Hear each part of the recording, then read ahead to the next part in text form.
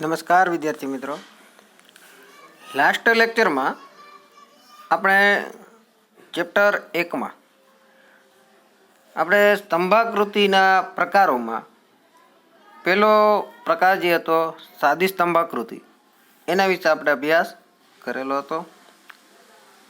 આજે આપણે ત્યાર પછીનો પ્રકાર જે છે પાસ પાસેની સ્તંભાકૃતિ, એનો અભ્યાસ કરી અને આજનો લેક્ચર આગળ વધારીએ. પાસ પાસેની સ્તંભાકૃતિ. આ પ્રકારની આકૃતિમાં કોઈ એક આધાર ઉપર કોઈ એક ચલનું એક કરતાં વધુ વર્ગો માટેનું મૂલ્ય છે એ દર્શાવવામાં આવે છે. એટલે કે કોઈ એક વર્ષ હોય, એક મહિનો હોય, એની અંદર એક જ ચલ નથી હોતો. માનો કે આપણે ક્લાસની સંખ્યા હોય તો એની અંદર બોયઝ પણ હોય, ગર્લ્સ પણ હોય અને બંનેનો ટોટલ થઈને કુલ પણ તૈયાર થતું. તો આ રીતે એક કરતાં વધારે ચલ હોય અને એક જ વર્ષમાં દર્શાવવાના હોય ત્યારે આ આકૃતિનો ઉપયોગ છે એ થતો હોય છે.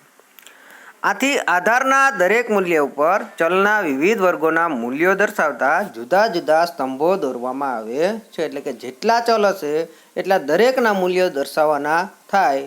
એક જ વર્ષ માટે કે એક જ મહિના માટે, એટલે કે કોઈ એક જ ચોક્કસ સમયગાળા માટે અલગ અલગ માહિતી ઉપલબ્ધ હોય ત્યારે આ પાસ પાસેની સ્તંભાકૃતિનો ઉપયોગ છે એ કરવામાં આવે છે. આમાં જે ઉદાહરણ આપ્યું છે એ જોઈએ. ધારો કે સમયગાળો એ આધાર હોય, સાક્ષરતા એ ચલ હોય અને સ્ત્રીઓ તથા પુરુષોના બે વર્ગ હોય તો વિવિધ સમયગાળા દરમિયાન સ્ત્રીઓ તથા પુરુષોમાં સાક્ષરતાનું પ્રમાણ જોવા માટે આવી આકૃતિ દોરાય છે. શું કીધું સમજીએ. ધારો કે સમયગાળો એ આધાર હોય. સમયગાળો એટલે કોઈ એક વર્ષ દરમિયાન, કોઈ એક માસ દરમિયાન, જે કંઈ હોય એ. સાક્ષરતા એ ચલ હોય. સાક્ષરતા એટલે ભણેલા છે કે નહીં એ જાણવું છે, એ ચલ હોય. બરાબર. તો સ્ત્રીઓ કેટલી ભણેલી છે, પુરુષો કેટલા ભણેલા છે અને કુલ કેટલા ભણેલા છે એ આપણી પાસે હોય. બરાબર. એટલે કે સ્ત્રીઓ તથા પુરુષોના બે વર્ગ હોય તો વિવિધ સમયગાળા દરમિયાન સ્ત્રીઓ અને પુરુષોમાં સાક્ષરતાનું પ્રમાણ જોવા માટે થઈને, એટલે કે કેટલા સ્ત્રીઓ ભણેલી છે, કેટલા પુરુષો ભણેલા છે એ જાણવું હોય તો આવી આકૃતિનો ઉપયોગ છે એ થાય છે. આવી આકૃતિ દોરાય છે. આમ સ્ત્રી અને પુરુષ વર્ગના સ્તંભ કોઈ એક વર્ષ માટે પાસ પાસે જ દોરાય છે. એટલે કે એક જ વર્ષમાં દર્શાવી દે. દાખલા તરીકે 2001નું પરિણામ આપણે મેળવવું છે કે 2001માં કેટલી સ્ત્રીઓ અને કેટલા પુરુષો ભણેલા હતા. તો એમાં જ આપણે 2001નો જે સ્તંભ દોરીશું એ જ સ્તંભ એક સ્ત્રી માટે દોરશું ને એક પુરુષ માટે દોરીશું. વર્ષ બદલશે નહીં. જ્યારે આપણે આની પહેલાંના સાદી સ્તંભાકૃતિમાં શું જોયું કે પહેલા વર્ષ માટે પહેલો સ્તંભ, બીજા વર્ષ માટે બીજો સ્તંભ. જ્યારે આમાં એક જ વર્ષ માટે એક કરતાં વધારે સ્તંભ છે એ દોરવામાં આવે છે. એટલે જ એને પાસ પાસે સ્તંભ કહેવાય છે, કારણ કે એક જ સ્તંભને અડીને બીજો સ્તંભ છે એ દોરવાનો હોય છે. હમણાં આપણે ઉદાહરણ પણ જોઈશું. આકૃતિને આકર્ષક બનાવવા માટે વર્ગના સ્તંભને અલગ અલગ રંગ અથવા શેડથી દર્શાવવામાં આવે છે. ખાસ કરીને જો કોમ્પ્યુટરમાં તૈયાર થતા હોય તો એમાં શેડ નહીં પણ એમાં કલરનો ઉપયોગ થાય છે. દાખલા તરીકે હમણાં આપણે સ્ત્રીને પુરુષનું જોયું તો માનો કે પુરુષ માટે લાલ દર્શાવે, સ્ત્રી માટે ગ્રીન દર્શાવે, કુલ માટે પીળો દર્શાવે. આવી રીતના અલગ અલગ કલર દર્શાવી અને આકર્ષક છે એ બનાવી શકાય છે. જ્યારે આપણે એક્ઝામની અંદર દોરવો હોય તો આપણે તો કાંઈ કલર વાપરવાના નથી, કલર પેન નથી વાપરવાના, કારણ કે મનાઈ છે બોર્ડની. તો આપણે એવી રીતના કોઈ લિમિટેડમાં દોરવું હોય ત્યારે આપણે પેન્સિલના શેડથી દર્શાવી શકીએ.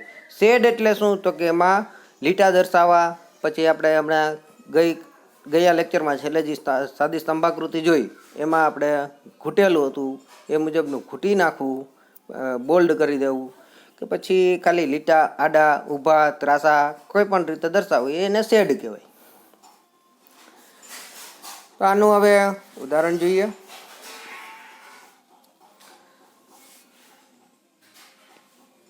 માનો કે કોઈ એક દુકાનમાં દર 2 મહિનામાં વિવિધ માપના ચોકલેટ બોક્સનું વેચાણ માટે એક આપણને અનુસૂચિ આપેલી છે.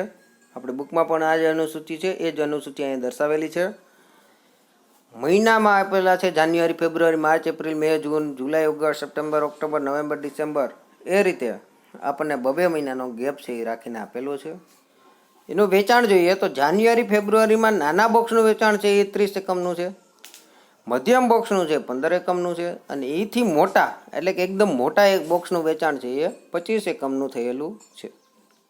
એ જ રીતના માર્ચ એપ્રિલમાં જોઈએ તો નાના બોક્સ 40, મધ્યમ બોક્સ 25 અને મોટા બોક્સ છે 50. મે જૂનમાં જોઈએ તો 50, 25 અને 35. જુલાઈ ઓગસ્ટમાં જોઈએ તો નાના બોક્સ છે 25, મધ્યમ બોક્સ 15 અને મોટા બોક્સ છે 10. સપ્ટેમ્બર ઓક્ટોબરમાં જોઈએ તો 40, 20 અને 25. એવી જ રીતના નવેમ્બર ડિસેમ્બરમાં 60, 40 અને 20. આ જ અનુસૂચિ આપણને બુકમાં આપેલી છે. આવી રીતે અનુસૂચિ જ્યારે તૈયાર છે આપણે જોઈ શકીએ છીએ કે જાન્યુઆરી ફેબ્રુઆરીનો જે એક જ સમયનો ગાળો છે એમાં 3 ડેટા ઉપલબ્ધ છે આપણી પાસે, કે નાના બોક્સે છે, મોટા બોક્સે છે અને મધ્યમ બોક્સે છે. 3 ડેટા આપણી પાસે ઉપલબ્ધ છે, બરાબર. તો આના માટે આપણે સ્તંભ આલેખ દોરવો હોય તો આપણે શું કરશું, એને અલગ અલગ સ્તંભમાં દર્શાવી એવી રીતે આપણે કરશું. તો આના માટે છે આપણે પાસ પાસેનો સ્તંભ આલેખ છે એ દોરી શકાય, અથવા તો પાસ પાસેની સ્તંભાકૃતિનો ઉપયોગ છે એ કરી શકાય. જોઈએ એ આલેખ કેવી રીતે તૈયાર થાય.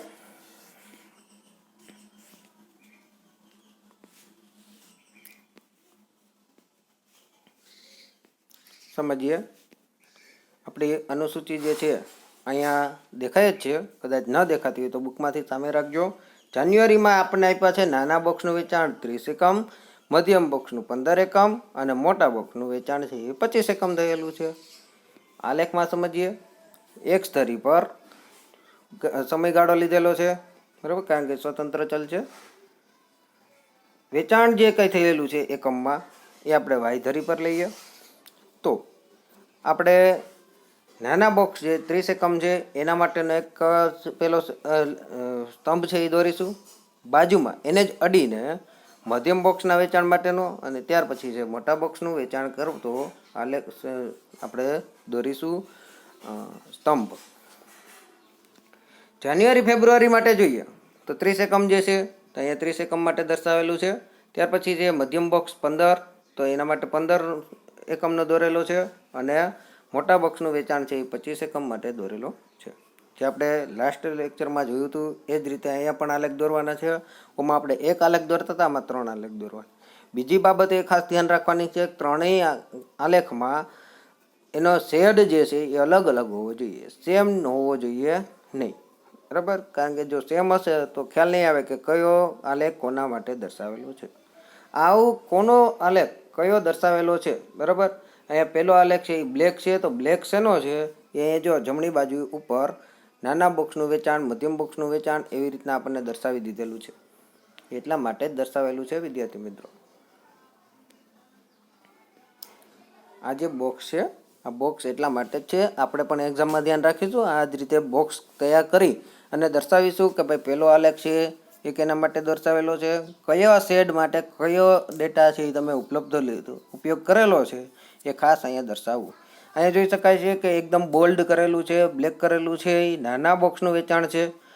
પછી જમણી બાજુ ઉપરથી ડાબી બાજુ નીચે એવા ત્રાસા થાય એ મુજબના લીધેલા છે એ મધ્યમ બોક્સનું વેચાણ છે, અને ડાબી બાજુ ઉપરથી જમણી તરફ નીચે જાય એ રીતનો જે શેડ કરેલો છે એ મોટા બોક્સનું વેચાણ છે. અહીંયા આપણે એક ખાસ ધ્યાન રાખીશું. એક તો આ કે આપણે આ બતાવીશું કે કયો આલેખ કોના માટે ઉપયોગમાં લીધેલો છે. બીજું એ ખાસ યાદ રાખીશું કે દરેક સમયગાળા માટે દરેક ચલ માટે આલેખનો જે કાંઈ આપણે સ્તંભ લઈએ છીએ એનો શેડ છે એ બદલાવવો જોઈએ નહીં. દાખલા તરીકે અહીંયા આપણે જોઈએ કે જાન્યુઆરી ફેબ્રુઆરીમાં નાના બોક્સ માટે જે આપણે લીધેલો છે બોલ્ડ કરેલો છે, તો પછી માર્ચ એપ્રિલમાં પણ આપણે નાના બોક્સ માટે બોલ્ડ કરેલો જ આલેખ લઈશું. એટલે કે આલેખનો શેડ છે એ બદલતા નથી, એ ખાસ ધ્યાન રાખીશું આપણે. તો આ રીતે તમે March April, May June, July August જે કાંઈ આપેલું છે એ આપણે લાસ્ટ લેક્ચરમાં જે રીતે આલેખ તૈયાર કરતા શીખા, આકૃતિ દોરતા શીખા છીએ એનો જ ઉપયોગ કરી અને અહીંયા એક સાથે 3 આલેખ દર્શાવી અને અહીંયા જે પાસેની સ્તંભાકૃતિ દર્શાવેલી છે એ મુજબ તમે પણ તૈયાર કરી શકો છો અને દર્શાવી શકો છો.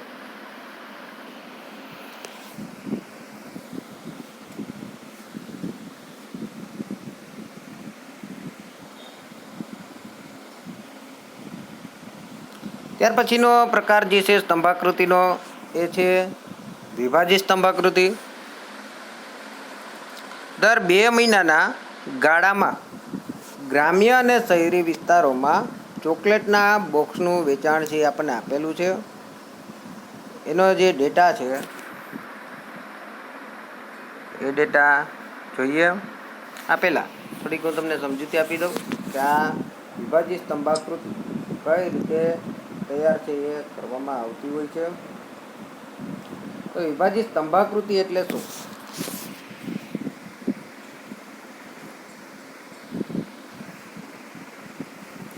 વિભાજિત સ્તંભાકૃતિ એટલે શું?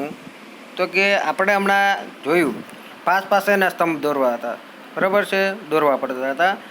જ્યારે એક જ સ્તંભની અંદર એનું વિભાજન કરી અને એક જ સ્તંભમાં જુદા જુદા શેડ કરી અને દર્શાવી દેવામાં આવે અથવા તો જુદા જુદા કલર છે એ દ્વારા દર્શાવી દેવામાં આવે તો વિભાજિત સ્તંભાકૃતિ છે એ તૈયાર થઈ શકે છે. પેજ નંબર 6 ઉપર જે આપેલું છે એ વાંચું છું, બુક હોય તો સામે રાખજો. જ્યારે સ્તંભ આકૃતિના દરેક સ્તંભના મૂલ્યને એકથી વધુ પેટા વિભાગોમાં વહેંચવામાં આવે ત્યારે વિભાજિત સ્તંભાકૃતિ બને છે. વ્યાખ્યા સમજીએ વ્યવસ્થિત. જ્યારે સ્તંભ આકૃતિના દરેક સ્તંભને એટલે કે એના માટે જે આપણે સ્તંભ તૈયાર કરીએ છીએ, બનાવીએ છીએ, એ સ્તંભના દરેકના મૂલ્યને, બરાબર, હમણાં આપણે આગળ જોઈ ગયા હતા કે આપણને શું આપ્યું હતું, નાના બોક્સ, મોટા બોક્સ ને મધ્યમ બોક્સ, બરાબર. એના માટે થઈને આપણે એક જ આલેખ દોરવું હોય તો પણ દોરી શકાય. આના માટે આપણી પાસે ડેટામાં કુલ માહિતી અવેલેબલ હોવી જોઈએ. કેવી રીતે હમણાં આગળ સમજીશું. તો એના મૂલ્યને એકથી વધુ પેટા વિભાગમાં એટલે કે જેટલા વિભાગ છે એટલા વિભાગમાં દર્શાવી દે. દાખલા તરીકે હમણાં આપણે જાન્યુઆરી ફેબ્રુઆરી વાંચ્યું, જે પણ આપ્યું હતું, કોઈ એક દુકાનમાં દર 2 મહિનામાં વિવિધ માપના ચોકલેટ બોક્સનું વેચાણ જે આપણને આપેલું હતું, બરાબર, એમાં 3 વિભાગ હતા. તો 3 વિભાગને એક જ આલેખમાં દર્શાવી દેવા તો એ બની જશે વિભાજિત સ્તંભાકૃતિ. સ્તંભના પેટા વિભાગોને અલગ અલગ રંગો અથવા શેડથી આકર્ષિત કરવામાં આવે છે. એ મેં તમને જે વાત કરી એ જ વસ્તુ છે અહીંયા કે એના આપણે એમાં અલગ અલગ સ્તંભને આપણે શું કરતા હતા, શેડ કે કલરથી બનાવતા હતા. જ્યારે આમાં સ્તંભના એક જ સ્તંભના જે પેટા વિભાગ છે દરેક પેટા વિભાગને આપણે શેડથી અથવા કલરથી જે આકર્ષિત બનાવીએ છીએ અને દરેક વિભાગ જે આંક દર્શાવે છે તે લખવામાં આવે છે. આ ખાસ યાદ રાખજો વિદ્યાર્થી મિત્રો. ત્યાં આપણે જેટલો વિભાગ રોકીશું, બરાબર, એને કેટલો વિભાગ રોક્યો છે એ આપણે દર્શાવીશું. હમણાં આપણે જ્યારે એનું ઉદાહરણ જોઈશું ત્યારે આપણે સમજીશું વ્યવસ્થિત કે કેવી રીતે તમારે આંક દર્શાવવા. આગળના આલેખમાં જે હમણાં પાસેની સ્તંભાકૃતિ જોઈ ગયા એમાં પણ દરેક 3 સ્તંભ જે દર્શાવીએ છીએ એની ઉપર આપણે આંક દર્શાવવો હોય તો દર્શાવી શકાય છે. ત્યારે આમાં તો ખાસ દર્શાવવા, નહીંતર આમાં તો ખ્યાલ પડશે નહીં. જોઈએ એનું ઉદાહરણ. દર 2 મહિનાના ગાળામાં ગ્રામ્ય અને શહેરી વિસ્તારોમાં ચોકલેટ બોક્સનું વેચાણ આપણને આપેલું છે.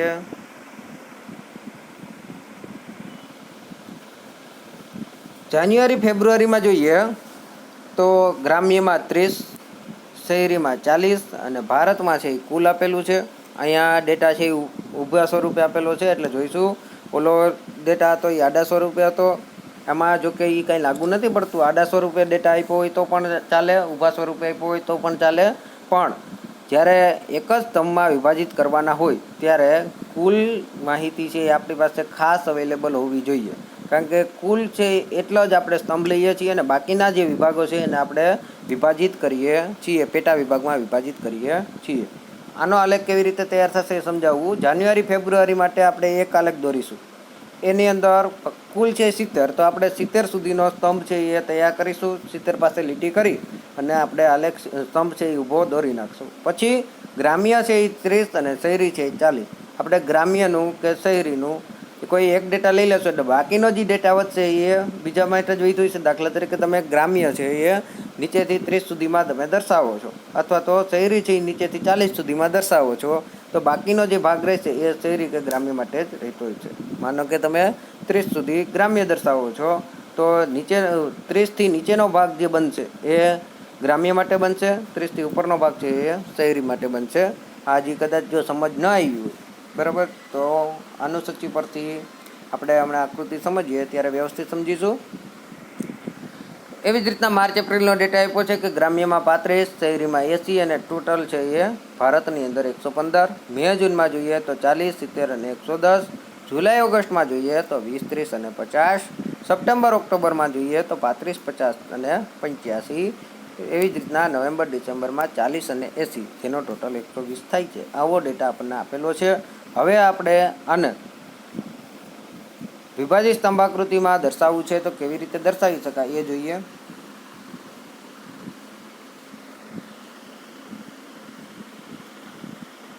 તો અહીંયા જોઈ શકાય છે જાન્યુઆરી ફેબ્રુઆરી માટે એક જ આલેખ દોરેલો છે. અહીંયા 70 જે કુલ છે ત્યાં સુધીનો સ્તંભ છે એ દોરી નાખવામાં આવશે.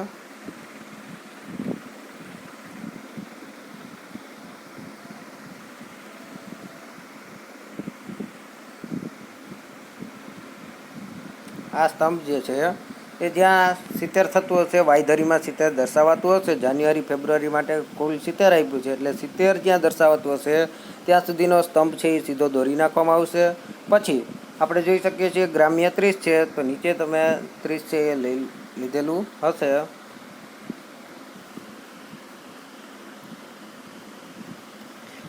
એ જ રીતે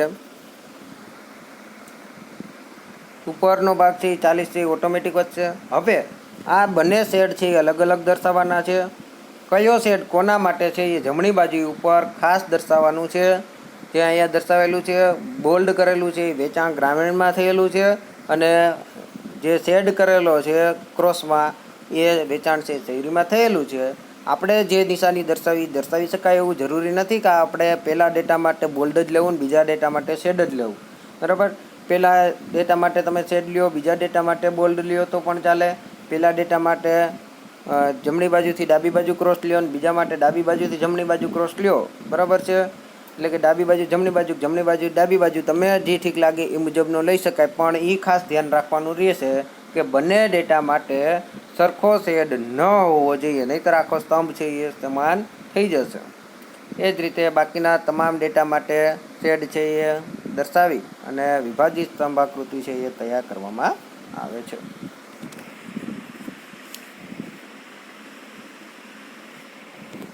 ત્યાર પછી જોઈએ આગળ સ્તંભાકૃતિ દોરતી વખતે ધ્યાનમાં રાખવાની બાબતો. બરાબર, આ સ્તંભાકૃતિના પ્રકારો પૂરા થઈ ગયા. હવે એ દોરતી વખતે ધ્યાનમાં કઈ બાબતો રાખવાની છે એના વિશે અભ્યાસ કરીએ. નંબર 1, દરેક સ્તંભની પહોળાઈ સરખી હોય છે. આ ખાસ ધ્યાન રાખજો વિદ્યાર્થી મિત્રો. તમે પહોળાઈ 1 સેમી જેટલી લ્યો છો તો 1 સેમી, 1 સેમીમાં 3 આલેખ 3 સ્તંભ દર્શાવો છો તો દર વર્ષે 1 સેમીમાં 3 સ્તંભ છે એ સમાઈ જાય. એ જ રીતે સ્કેલમાં રાખવું જરૂરી છે. કારણ કે સ્તંભની પહોળાઈ કોઈ મૂલ્ય દર્શાવતી નથી. એટલે કે જો આપણે એક સ્તંભ છે એ સાંકડો કરીએ અને બીજો સ્તંભ વધારે પહોળો કરીએ તો જે ડેટા વાંચનાર હશે, જે એનો ઉપયોગ કરનાર હશે, એવું સમજશે કે જે સાંકડો છે એની અંદર જે પહોળાઈ છે એ કંઈક ઓછા ડેટાવાળી દર્શાવે છે, જ્યારે પહોળાઈ વધારે દર્શાવે છે એ વધારે ડેટાવાળું ધરાવે છે. આવું કોઈ આપણા ડેટાની અંદર અવેલેબલ ન હોવાને કારણે, બરાબર, એટલે કે આપણે સાંકડો કરવો, પહોળો કરવો એ કોઈ ડેટા માટે ઉપયોગ માટે કરતા નથી. એટલે કે સામેવાળા વ્યક્તિને મિસઅન્ડરસ્ટેન્ડિંગ ન થાય એના માટે થઈને આપણે ધ્યાન રાખીએ છીએ કે દર વર્ષે એનું સ્કેલ માપ જળવાઈ રહેવું જોઈએ. જેટલું આપણે કીધું છે એટલું જ આપણે કરીશું. એક પહેલા સ્તંભ માટે જેટલી પહોળાઈ દર્શાવેલી છે એટલી જ પહોળાઈ બીજા સ્તંભ માટે, ત્રીજા સ્તંભ માટે, દરેક વર્ષ કે દરેક સમય માટે આપણે સ્તંભની પહોળાઈ છે સરખી રાખીશું. નંબર 2, દરેક સ્તંભની લંબાઈ કે ઊંચાઈ તે સ્તંભ માટેના ચલના મૂલ્યને અનુરૂપ હોવી જોઈએ. એટલે કે એનું જે મૂલ્ય દર્શાવે છે એ મુજબ જ એનું આલેખ છે એ સ્તંભ છે એ તૈયાર થવો જોઈએ. દર વર્ષ માટે સરખો હોવો જોઈએ નહીં, નહીંતર એના ઉપરથી એનાલિસિસ એવું થશે, એટલે કે વિશ્લેષણ એવું થશે કે દર સમય માટે એનો ડેટા છે એ સરખો જ છે. દાખલા તરીકે જાન્યુઆરીમાં 50 એકમનું વેચાણ થયું હોય, ફેબ્રુઆરીમાં 30 એકમનું વેચાણ થયું હોય તો જાન્યુઆરીમાં 50 એકમ માટેનો સ્તંભ છે એ 50ની જ ઊંચાઈ દર્શાવતો હોવો જોઈએ અને ફેબ્રુઆરીમાં 30ની જ ઊંચાઈ દર્શાવતો હોવો જોઈએ. હવે જો બંનેમાં 50ની કે 30ની ઊંચાઈવાળો આલેખ દર્શાવવામાં આવશે, બરાબર, 50 કે 30ની જ ઊંચાઈ જેટલો સ્તંભ છે એ તૈયાર કરવામાં આવશે, તો એનો જે ઉપયોગ કરતા હશે એમ જ સમજશે કે બંનેમાં વેચાણ છે એ સરખું જ છે અથવા તો એકમ જે કાંઈ છે એ સમાન જ છે. આવું મિસઅન્ડરસ્ટેન્ડિંગ ન થાય એના માટે થઈને જેટલા એકમનું લેવાનું હોય એટલા જ એકમનું યોગ્ય માપ જાળવી અને એનો સ્તંભ છે એ તૈયાર કરવો જોઈએ. નંબર 3, દરેક સ્તંભની વચ્ચે ગાળો આકૃતિમાં સરખો હોવો જોઈએ. એટલે કે દર મહિને કે દર વર્ષે જે આપણને ડેટા આપ્યો હોય, જાન્યુઆરી ફેબ્રુઆરીનો આપ્યો હોય તો બરાબર, તો જાન્યુઆરી ફેબ્રુઆરી માર્ચ એવી રીતે આપેલું હોય તો દર મહિને આપણે જાન્યુઆરી અને ફેબ્રુઆરી વચ્ચે જેટલો ગાળો રાખીશું એટલો જ ગાળો ફેબ્રુઆરી માર્ચ વચ્ચે, માર્ચ અને એપ્રિલ વચ્ચે, એ જ રીતે નવેમ્બર ડિસેમ્બર સુધી જળવાઈ રહે એ જ રીતે આપણે આલેખ છે એ તૈયાર કરવો જોઈએ. ત્યાર પછી જો વર્ષમાં આપ્યું હોય 2001, 2002, 2003, 2004 એવી રીતના આપેલું હોય તો 2001 અને 2002 વચ્ચે જેટલો ગાળો લઈએ છીએ એટલો જ ગાળો 2002 અને 2003 વચ્ચે હોવો જોઈએ. એનો ગાળો છે એ વધારે ઓછો થવો જોઈએ નહીં. અને તે જ ગાળો ઉગમ બિંદુ અને પ્રથમ સ્તંભ વચ્ચે જાળવવો જોઈએ. બરાબર, એટલે કે આપણે પહેલો જે સ્તંભ તૈયાર કરીએ છીએ એને આપણે વાય ધરીને અડાડી દઈએ એ રીતે તૈયાર થવો જોઈએ નહીં. બરાબર, પહેલેથી તમે જેટલો ગાળો લ્યો છો વાય ધરી વચ્ચે અને પહેલા સ્તંભ વચ્ચે જેટલો ગાળો છે એટલો જ ગાળો દર વર્ષે જાળવવો જોઈએ. દરેક સ્તંભ એક્સ ધરી પર સામાન્ય રીતે દોરવામાં આવે છે. જેના પર દર્શાવાતા પરિબળને આધાર કહેવાય છે. એટલે કે આપણે જે સ્તંભ કરીએ છીએ તૈયાર કરીએ છીએ એ એક્સ ધરી પર, બરાબર, આપણે જ્યાં સમય દર્શાવીએ છીએ સમયને આધારે જ આપણે તૈયાર કરીએ છીએ. એટલા માટે જ સમયને આપણે એક્સ ધરી પર લઈએ છીએ અને આપણા સ્તંભ પણ એક્સ ધરી ઉપર તૈયાર કરીએ છીએ, વાય ધરી ઉપર તૈયાર કરતા નથી. એટલે કે આપણે ઊંચાઈમાં દર્શાવીએ છીએ, લંબાઈમાં દર્શાવતા નથી. જેના પર દર્શાવાતા પરિબળને આધાર કહેવાય છે. એટલે કે એક્સ પરિબળ છે એ આપણું આધાર બને છે અને એ જ આધારે આપણે આલેખ છે તૈયાર કરતા હોઈએ છીએ. સામાન્ય રીતે આપણો સમય છે આપણો આધાર બનતો હોય છે. 2001નું વર્ષ, 2002નું વર્ષ એ આધાર કહેવાય. જાન્યુઆરી, ફેબ્રુઆરી, માર્ચ બધા જ આધાર કહેવાય. પણ જાન્યુઆરીમાં 50 એકમનું વેચાણ થયેલું છે તો એ છે એનો ચલ કહેવાશે. 50 એકમ એ એનો ચલ બનશે. આજના આધુનિક યુગમાં કોમ્પ્યુટરની મદદથી ઊભા સ્તંભના બદલે આડા સ્તંભ વાય ધરીથી આડા દોરવાની રીત પણ વધુ પ્રચલિત થઈ છે. પણ એમાં વ્યવસ્થિત ડેટા છે એ સામેવાળી વ્યક્તિ ઝડપથી સમજી શકતી હોતી નથી, જ્યારે આ સમજાવવું એકદમ સરળ બને છે. જોકે ઓલું સમજાવવું સરળ છે જ પણ આના જેટલું સરળ નથી. આગળ જોઈએ. દરેક ઊભો સ્તંભ માહિતીના ક્રમમાં જ દોરવામાં આવે છે. એટલે કે જે રીતે માહિતી આપેલી છે પહેલું વર્ષ છે તો એના પહેલા વર્ષ માટે જ, બીજો વર્ષ છે તો બીજા વર્ષ માટે જ દર્શાવવો જોઈએ. પછી પહેલા વર્ષનું પહેલાં ને પછી બીજા વર્ષનું છેલ્લે, ત્રીજા વર્ષનું વચ્ચે, એ રીતે આમાં દર્શાવાતું નથી. જે રીતે આપ્યો છે એ જ રીતે ક્રમમાં જ દર્શાવવાનો છે. ભલે સ્તંભ ઊંચા નીચો થાય એમાં એવું ઊંચું એ આપણે જોવાનું નથી કે ભાઈ પહેલો સ્તંભ છે ઊંચો જોવો જોઈએ, બીજો સ્તંભ એનાથી નીચો, ત્રીજો સ્તંભ એનાથી નીચો, એ રીતે ગોઠવણીની જરૂર જ નથી. બરાબર, પહેલો સ્તંભ સૌથી ઊંચો થાય ને પછી બીજો સ્તંભ સૌથી નીચો થાય ને ત્રીજો સ્તંભ છે મધ્યમ થાય તો પણ ચાલશે, પણ એનો સમયગાળો બદલાવો જોઈએ નહીં. એનો દર વર્ષે એનો જે સમય છે એ જ રીતે દર્શાવવું જોઈએ. દાખલા તરીકે 2001નો ડેટા હોય, 2002નો ડેટા હોય, 2003નો ડેટા હોય તો પહેલાં 2001નો, પછી 2002નો, પછી 2003નો જ દર્શાવવો જોઈએ. માનો કે 2001ના જે એકમ આપણને આપ્યા હોય એ આપણને આપ્યા હોય 500 એકમ, 2002ના એકમ આપ્યા હોય 50 એકમ, 2003ના એકમ આપ્યા હોય એ આપણને આપ્યા હોય 300 એકમ. બરાબર, તો હવે આપણે જોઈએ કે પહેલામાં 500 એકમ, બીજામાં 50 એકમ, ત્રીજામાં 300 એકમ છે. તો હવે એમાં આપણે એ મુજબ તૈયાર નથી કરવાનું કે પહેલાં 500 ને પછી 300 ને પછી 50, એ રીતે નહીં. પણ આપણે વર્ષને જ મહત્ત્વ આપીએ છીએ. પહેલાં 2001, પછી 2002 ને પછી 2003, એ જ રીતે દર્શાવવું જોઈએ. આમ પ્રથમ માહિતી માટેનો સ્તંભ છે ઉગમ બિંદુથી પહેલો દોરવામાં આવે છે. એટલે કે પહેલું જે આપ્યું છે, પહેલું માનો કે જાન્યુઆરી ફેબ્રુઆરી આપ્યું હોય તો જાન્યુઆરી પહેલો છે તો પહેલો જાન્યુઆરીનો જ સ્તંભ થવો જોઈએ. અને વર્ષમાં આપ્યું હોય 2001, 2002, 2003 તો પહેલો છે એ 2001નો જ તૈયાર થતો હોવો જોઈએ. એટલે કે દરેક પ્રથમ માહિતી માટેનો સ્તંભ છે એ ઉગમ બિંદુથી જ પહેલો જ દોરવામાં આવે છે. એનો ક્રમ છે એ જાળવવામાં આવે છે. ત્યાર એમાં ક્રમ છે એ બદલાવી શકાતો નથી. ડેટા ભલે વધારે ઓછો થતો હોય. તો અહીંયા આજનું લેક્ચર અહીંયા સુધીનું રાખીશું. સ્તંભ આકૃતિ વિશેનો અભ્યાસ છે આપણે પૂર્ણ કરી લીધેલો છે. ત્યાર પછીના નેક્સ્ટ લેક્ચરમાં આપણે વૃત્તાંશ આકૃતિનો અભ્યાસ છે એ કરીશું. જય સ્વામિનારાયણ, જય જલારામ.